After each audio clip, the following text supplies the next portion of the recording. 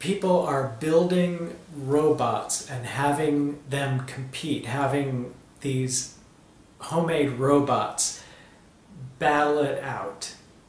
The world of storytelling and fiction, literature, cinema, comics, all of that are very similar to these robots fighting. So here's what we've got. We've got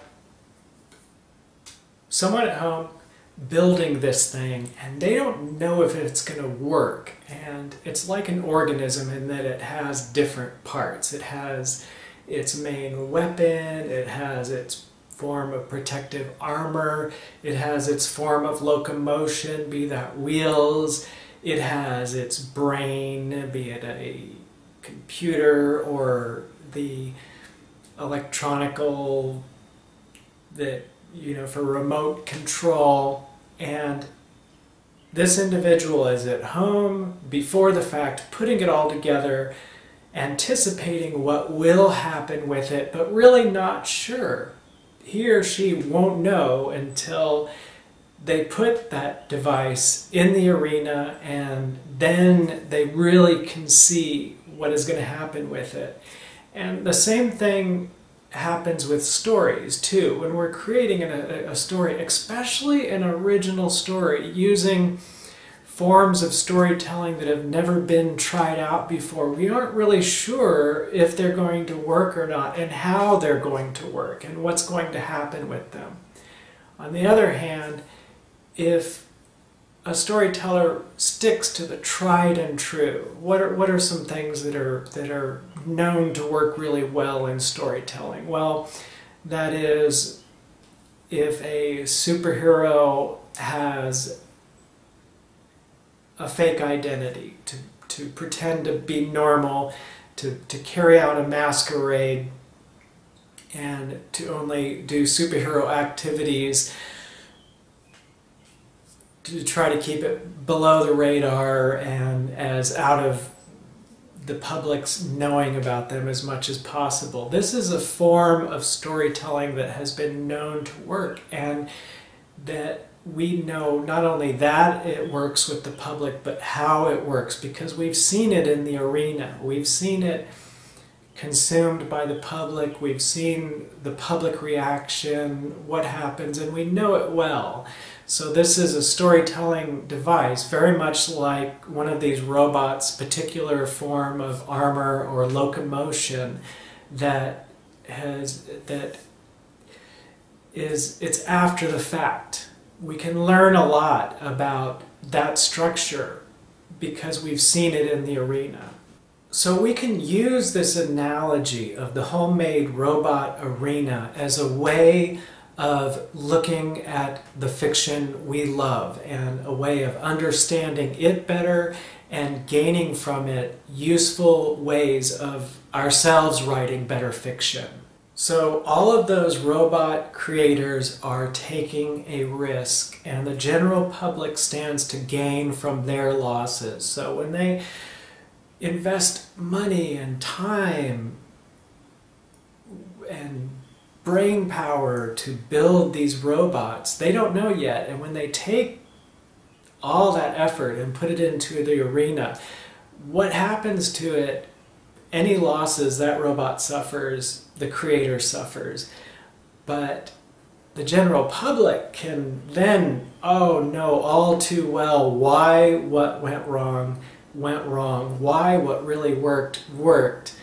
And for the audience, it's a win-win situation. So when story creators, fiction writers, become fans and consumers of fiction, they can stand to gain from any of the shortcomings of the latest film. The movie Inception, by watching the public reaction of it over time, we've learned that it was confusing to a fault. The enjoyment of the film, it was not fully enjoyed, because the idea that when you're in a dream and then you go into someone's dream in a dream, time is like such and such percentage slower. This was awkwardly kind of a, it was a intriguing concept that turned out to get more in the way of the story than to help it out. And it's because that creation, you know, using the analogy like of the robot, was put into the arena, that is, put into the public, we can see the reaction, and we can actually see if an idea like that would work, and how it would work, and why it wouldn't work. This isn't a perfect analogy in that stories are not like robots that battle it out with other stories. It's not story against story. It's more about how this new contraption, this story, analogous to this new robot, how it survives in the arena of the audience. So, and it isn't battling the audience, it's more about, you know, what parts of the story survive because they have a good effect on the audience, and not just a good effect, but what kind of effect. And it's a matter of learning to look at stories in terms of their parts, to realize that there are different parts of a story that there are different parts of a story that make that story work for certain reasons. We all love it when a truly original, wonderful story becomes known. Original stories are so wonderful because they're a surprise. They're something we've never experienced before, and how they work on us is just, it's amazing because it's unlike any other kind of story we've experienced before. But let's imagine what it would be like to be the creator of that original story. This is like someone at home in their basement building a robot, trying something, not knowing if it will work in the arena, having, you know, liking it themselves, but really not having a, like, what is it really, what's going to happen when I go and put this out in the arena, not even knowing how it will function, what effect it will have. So by learning to examine fiction, examining what happens with it when it's first introduced to the audience, and then what happens to it over the years. To a great extent, robot builders copy each other in that they know that wheels are effective for locomotion. You know, the same way that a writer may know that a plot with a climax in the third act is real solid strategy for storytelling. If we're working on a robot that is totally original, if we're working on a story that is totally original, how do we know if it will work or not? Well, we are the first member of the audience. Our reactions to the story are the first way that we get a sense about how this story is going to function and how it is going to work. Your innermost thoughts and feelings about the story you're working on are your test audience. To the extent that you're interested in what you're writing will give you a good sense of how interesting it will be to others. You can still be greatly creative and become very much like an engineer, a builder of the story. Let's look at like Greek mythology. Okay, let's look at it the way an engineer would look at a robot. Okay, the creators of Greek mythology, they would take one part of one animal and add it usually to a human or to another animal. So, okay, this is an interesting formula. This is an interesting approach to creating. They took a man's upper half and put it on the back half of a horse. Okay, that's an interesting idea. And they did a very similar thing when they put snakes and they replaced a woman's hair with snakes. Okay, we see what they're doing. We're seeing how this could be an interesting approach of creating new forms. Now, when a story is called formulaic, that is when the forms are too obvious, that we're relying too heavily on them, and the structure is showing through too much. Okay, to a greater or lesser extent, all robot makers copy each other, build structures that are very similar in certain ways, but it is that one original part, it is that one unexpected part that could be such an advantage, that could make their new creation work so well.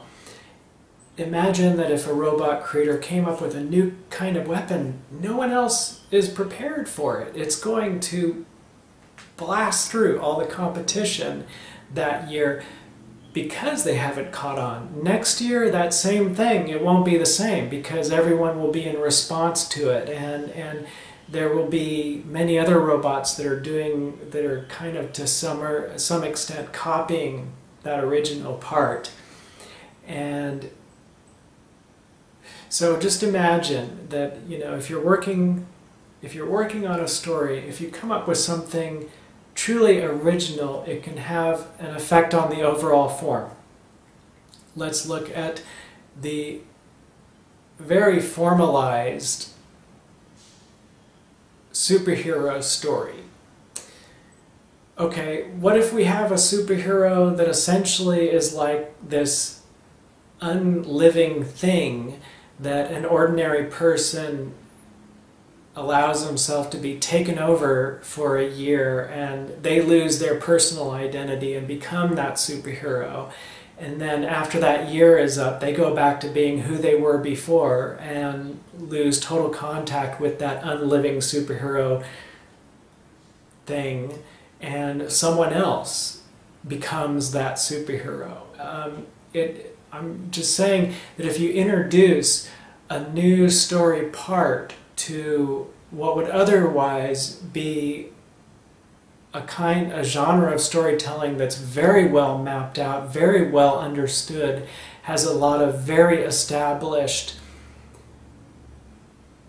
parts of the story, then you've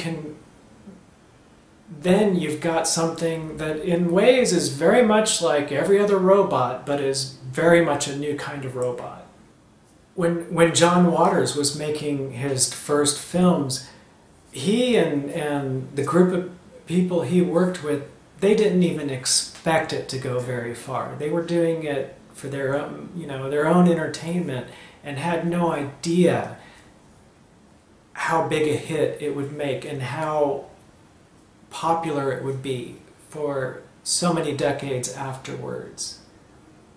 And a big reason for this is how original the movies are. So if you write a story and the story essentially is about good guy, bad guy, battling it out, good guy wins in the end, gets the girl, gets the treasure, okay, it looks like a robot. But if you write a story about someone throwing an apple into outer space and it turns into this other such a thing, and then it ends up being in the dream of someone who is flying a plane under the ocean. Okay, this is new territory. We're not sure how these type of storytelling structures are going to work. So on one hand, yes, of course you want to write a story the way people build robots. You want to understand what came before and benefit from learning what happens in the arena, and appreciating what story parts work really well and why they work really well, and what particular configuration, and what are your favorite robots. What are, is it the flamethrower? Is it the one that can leap across the arena? But on the other hand, the more heavily you rely on the tried and true, the more the story, people will recognize it. They'll see it as if they'll see through to what kind of work. If it's a remake of something that's already been made, people are, I remember when that was first made. I love Terry Gilliam's films, but the movie Brazil the story of 1984 is surfacing. It's like it is such a knockoff of the story of 1984 that that's what I keep thinking of when I'm watching that movie. I guess my favorite thing about this analogy is that a robot is not a one thing. When we think of stories, every single story out there is not a 3-act play. There are some stories that don't even have plot, and they're great stories and they work for really good reasons. A robot could be made out of a stick of wood with some gunpowder sprinkled on it with something that's sensitive to light. Put in a certain configuration, it's going to work great as a robot. So to become truly appreciative of stories and why they work is to be opened up to the great variety out there. I hope that was helpful. If you have any further comment, please leave it in the comments section so that people watching this video can hear others, learn even a little bit more.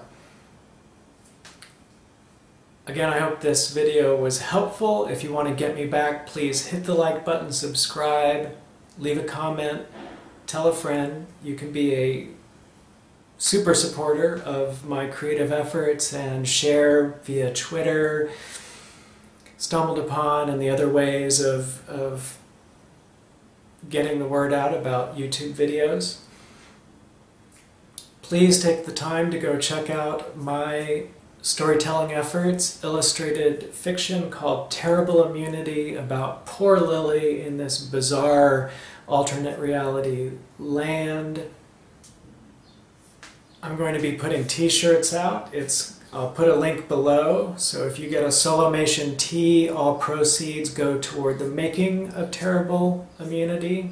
I hope you discover a story part that is going to blow the world of storytelling away. I hope your writing goes well. I hope that you're a mad scientist laughing hysterically in your basement creating this new monster robot of a story. And I hope you have a great time releasing it to the public, and have a good day.